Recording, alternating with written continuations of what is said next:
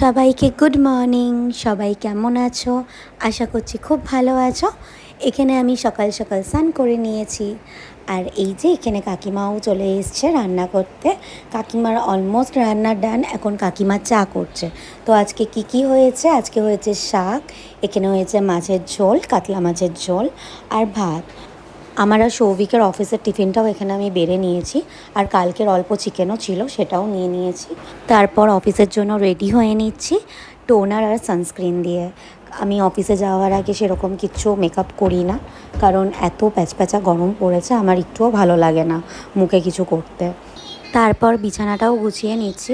বেশিরভাগ দিন বাপি আমার বিছানাটা গুছিয়ে দেয়, আবার কখনো টাইম পেলে আমিও করে নিই।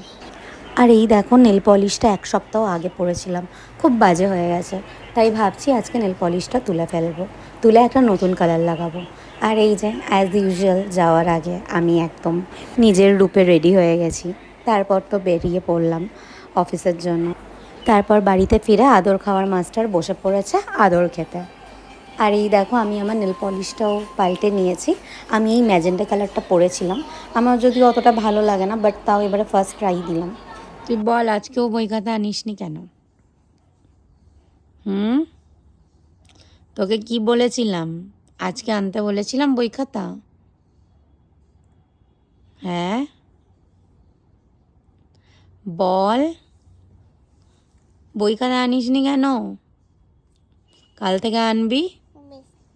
বেশ, কাল থেকে যদি না আনিস তাহলে কিন্তু ঢুকতে দেবো না। আর আরেকজন তো আজকেও বই খাতা আনেনি, খালি ফাঁকিবাজি আনবি, ঠিক আছে? তারপর আর কি, আমি রাত্রির বেলায় ডিনার করে ঘুমিয়ে পড়লাম। টাটা, সবাই ভালো থেকো।